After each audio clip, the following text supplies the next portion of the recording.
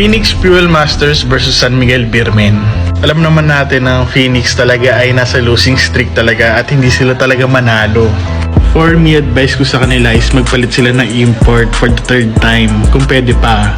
Sana makahanap sila na parang George King ng Blackwater na first game pa lang talagang gumawa na talaga at nagdomina na sa liga.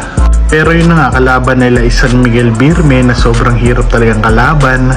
Sipin mo, kalaban nila NLEX sa tinalo sila. Tapos nagpalit lang na import na first game pa lang pero nanalo sila. Noong fourth quarter nga, nung kalaban ng San Miguel Beermen ng NLEX, halos hindi na ginamit yung import kasi nga bagong dating lang. Tsaka hindi na talaga kailangan nila na import. Tingnan mo, tinalo nila ang NLEX na walang import nung last game nung fourth quarter. So kung magpalit man o hindi ng import tong Phoenix Fuel Masters, I'll take San Miguel Beermen ang mananalo dito, mga 80%. Ang next game nga is Ginebra San Miguel versus Rain or Shine Elasto Painters. Isa na namang magandang rematch.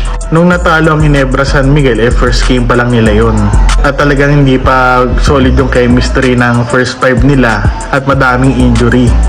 Pero hindi mo naman talaga mamalitin yung Rain or Shine kasi pan-title contender na sila. Feeling ko aabot to na siguro na semis. At siguro kaya mag-championship nitong ng Rain or Shine ngayon sa lineup nila. At ito na ang time ni RJ Abarrientos na bumawi kay Felix Lemeti. So ang prediction nga sa game na to, ang mananalo ay Ginebra San Miguel pero mga 60% lang kasi malakas talaga ang Rain or Shine Elasto Painters ngayon, magandang kanilang lineup.